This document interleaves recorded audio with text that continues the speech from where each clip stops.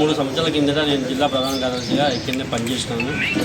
మళ్ళీ 3 సంవత్సరాలు రిలీవ్ అయ్యాక ఈ మధ్యరెడ్డి అనే వ్యక్తిని జిల్లా ప్రధాన కార్యదర్శిగా ఎన్నుకోవడం జరిగింది.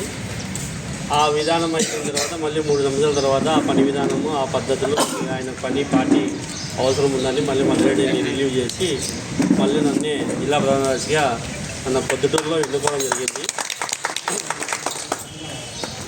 గత జగన్మోహన్ రెడ్డి అధికారంలోకి వచ్చిన తర్వాత మన బిల్డింగ్ కార్మికులకు ఎటువంటి సహకారం చేయలేని పరిస్థితి.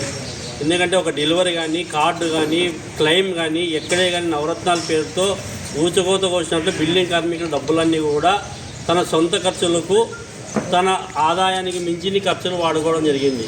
అందువల్ల ఆ జగన్మోహన్ రెడ్డి ఊరికి పేరుకేమో నేను నవరత్నాల్లో ఇస్తున్నానని పేరు చెప్పినాడు, కానీ బిల్డింగ్ కార్మికులకైతే ఎటువంటి ఆదాయం పొందేటట్లు కూడా కనీసం అంటే పిల్లలకు స్కాలర్షిప్లు కూడా ఇవ్వలేని పరిస్థితిలో ఆయన తయారైన దాని వల్లనే మనం గతంలో కూడా చెప్పినాము, నీకు వచ్చే కాలంలో గుణపాఠం చెప్తాము అనే ఉదాహరణతోనే అన్ని విధాలుగా కూడా గుణపాఠమే చెప్పి ఆయన అయితే రిలీవ్ అయ్యి పోయినాడు.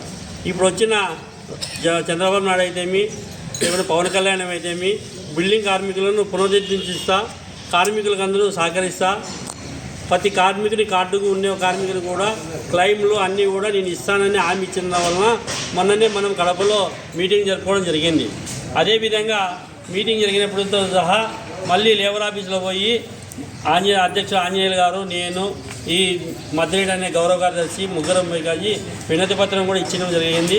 అదేవిధంగానే అన్ని మండలాల్లో కూడా అన్ని ఎంఆర్ ఆఫీసులో, లేబర్ ఆఫీసులో అయితేమి ఎక్కడైనా కానీ వినతి పత్రం ఇవ్వండి అంటే కూడా ఒక దాదాపు కోరమిల్ల, పొద్దుటూరు, వేంపల్లె, మిగతా కొన్నిసార్లు జరిగినాయి, కొన్నిసార్లు ఇంకా జరగలేదు. అది కూడా జరిపేదానికి ప్రయత్నం చేస్తాము. మనము పని చేస్తున్నామంటే ఒక ఎల్ఐసి కడతాం, ఎల్ఐసి కడితే దాన్ని భద్రంగా బీరువాలో పెట్టుకుంటాం ఆ కార్డు, ఎందుకంటే డబ్బులు వస్తాయని. దానికి కట్టేది ఎందుకంటే అదనంగా డబ్బులు ఎక్కువ కడతాము, దీనికి తక్కువ కడతాము. 110 రూపాయలు కడితే 5 సంవత్సరాలు నీకు బెనిఫిట్గా కార్డు వస్తుంది. ఉద్యోగం చేసేవానికి అయితే కార్డు ఏ విధంగా వస్తుందో మనకు కూడా గుర్తింపు కార్డు వస్తుంది. నువ్వు రేపొద్దున హైదరాబాద్ పోతావు, హైదరాబాద్ పోతే నువ్వు ఎవరు అంటాడు. ఒకవేళ మనం అక్కడికి తారాడుతుంటే పోలీసు కూడా చూసి నువ్వు దొంగోడువేమో, అందువల్ల పట్టుకునేదానికి కూడా ప్రయత్నం చేస్తాడు. అందువల్ల నీకు లేబర్ కార్డు ఉన్నదనుకో, నేను పలానా జిల్లా, పలానా మండలము, అదో నాకు గుర్తింపు కార్డు ఉంది చూడు, కావాలంటే నువ్వు ఎక్కడ పెట్టుకుంటావు పెట్టుకోపోయా స్వామి అని కానీ కూడా మనం చెప్పేదానికి కూడా ధైర్యం ఉంటుంది మన చెవులో ఉంటే. అదే విధంగా ఉంటుంది. బిల్డింగ్ కార్మికులకు ఈ బోర్డు నిరోధించిందంటే మన గతంలో చాలామంది నాయకులు పోరాడి మన విజయవాడ, అప్పుడు హైదరాబాద్ సెంట్రల్ మనకు ఉండేది రాజధానిగా, అక్కడ ఎన్నోసార్లు ఢిల్లీకి కూడా పోయి బోర్డు పునరుద్ధరించాడు. కానీ మనం చాలామంది కార్మికులు తెలుసుకోలేకున్నాం. దీంట్లో అయితే చాలా వెనకబడి ఉన్నాం. మనకంటే వెనక వచ్చిన వాళ్ళు వీళ్ళు కార్డులు పెట్టుకొని తెలియని వాళ్ళు చాలామంది లబ్ధి పొందుతున్నారు, కానీ మనం లబ్ధి పొందలేకున్నాం.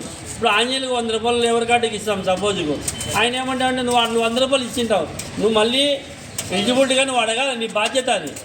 నేనైతే నా రెన్యువల్ కోసం కార్డు ఇచ్చాను, కట్టినావా లేదా, అది ఏమైంది, ఏం లేదు, నువ్వు అడగాల. నువ్వు ఇచ్చినాను, నేను గమ్మున్నాను, అది మా ఇంటికి తెచ్చేయాలంటే ఆయన పోస్ట్ మ్యాన్ పని చేయడం లేదు. ఆయన ప్రజాసేవ చేయాలని ప్రజాసేవ కోసం వచ్చింటాడు, ప్రజాసేవ కోసం చేస్తాడు. కానీ మళ్ళీ మీ ఇంటికాడికి వచ్చి మన కార్డు ఇవ్వాలా చేయాలనేది కూడా కరెక్ట్ కాదు. మనకు ఆఫీస్ ఉంటే ఆఫీస్లో మనం ఎప్పుడైనా కావాలంటే ఖాళీ టైంలో పోయి కూర్చొని మాట్లాడుతూ మా కార్డు కట్టాము, కార్డు వచ్చిందా లేదా అనేది కూడా ఉంటుంది. ఇప్పుడు ఎక్కడో ఒక సెంటర్ పెట్టుకొని మీరు పోయి అడిగితే బాగుంటుందని నా అభిప్రాయం. అది మీకు నచ్చితే ఓకే అనుకోండి, సపోర్ట్లు కొట్టండి. అదేవిధంగానే మన ఆంజనేయులు గారు గతంలో ఉండే లీడర్ల కంటే టోపీ వాళ్ళు కూడా వైసీపీ పార్టీలో ఉన్నాడు, కానీ దీంట్లోనే కార్మికుల కోసం కష్టపడినాడు. మీరు ఏ పార్టీలోనే ఉండండి, మేమేం వద్దని చెప్పడం లేదు. మీరు తెలుగుదేశమా, వైసీపీ, ఇంకోటి అనేది మనం అయితే దాన్ని ప్రశ్నించడానికి లేదు. ఇది మన బిల్డింగ్ కార్మికులు, మన వృత్తి. పొద్దున్న లేస్తే మనం బతకాలని వృత్తి ఇది. మనం ఏదన్నా ఇప్పుడు యాక్సిడెంట్ జరుగుతుంది, పని చేస్తుంటాం, పని చేసిన తర్వాత సారో పోయి ఇరిగోయో, ఏదో తాడు తెగిపోయో కింద పడతాం. కింద పడితే ఏం చేయాలా, ఈయన మా పెద్ద ఆయన మేస్త్రి నన్ను బాగా చూసుకుంటాను అనుకుంటాం మనం, కానీ అది తప్పు. ఎవరన్నా కానీ, మన తమ్ముడు కానీ, మన అన్న కానీ, ఎవరన్నా కానీ మేస్త్రి కానీ, నువ్వు చేయాల్సింది ఫస్ట్ రిమ్స్కు మనం పోవాలా. రిమ్స్కి పోతో పాటు నువ్వు కేసు అయితే నమోదు చేయాలా. ఎక్కడైనా గవర్నమెంట్ హాస్పిటల్లో చేర్చి కేసు నమోదు చేయించుకుంటే మన దేవుని దయ వల్ల బాగుండే, అదేం పెద్ద కాదు, పని ఏం కాదు. రాజీ చేసుకొని ఏదో మాట్లాడుకొని కేసు రిలీజ్ చేసుకోవచ్చు. ఒకవేళ మనకు లో దెబ్బలు తగిలింటాయి చాలా మందికి, 2 రోజులు 3 రోజులు బాగున్న తర్వాత చనిపోతాడు, అప్పుడు కేసు పెట్టాలని కూడా పెట్టలేము.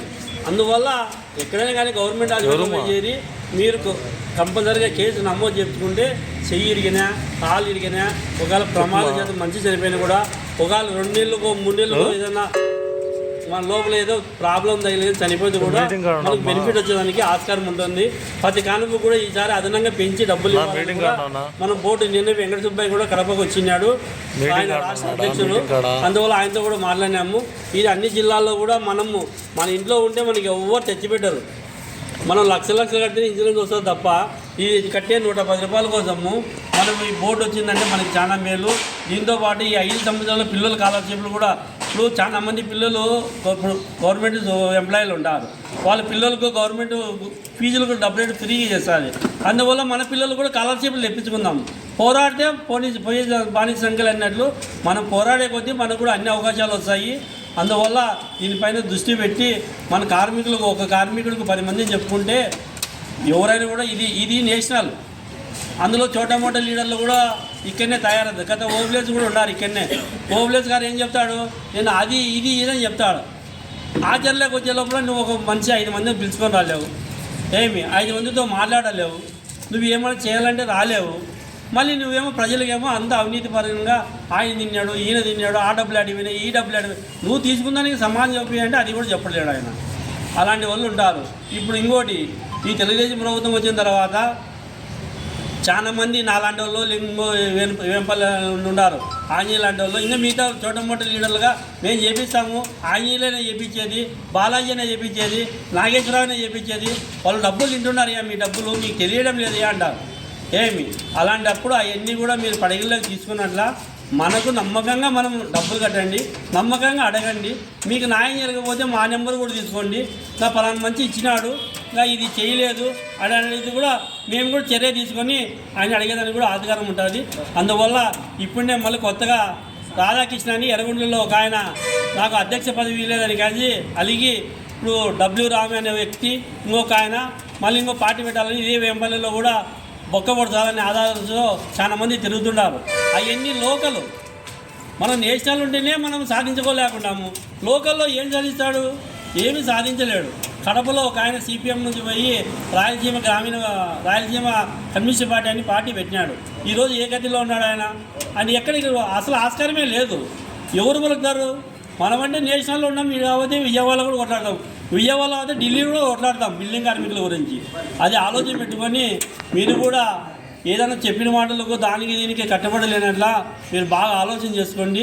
దీనిపైన అయితే బాగా ఉదాహరణ ఉంటుంది. కార్డులు అయితే ప్రతి ఒక్క మనిషి కూడా ఒకటి డూప్లికేట్ తయారు చేసుకొని జోలో పెట్టుకొని అది టైం ఉంటేనే దానికి విలువ. రెన్యువల్ లేకపోతే అది నువ్వు ఎంత చేసుకునేది ఆ రోజు ప్రమాదం జరిగిన కూడా నీకైతే ₹1 డబ్బులు రావు. అది ఎటువంటి పరిస్థితుల్లో మీరు ఖచ్చితంగా ₹110 కడితే 5 సంవత్సరాల వరకు మీకు రెన్యువల్గా ఉంటుంది. కొత్త కార్డుకి అయితే అది సపరేట్గా తీసుకుంటారు. అదేవిధంగా ఒకవేళ మేము 110 అంటే 110 కాదు, అది యూనియన్ వాళ్ళు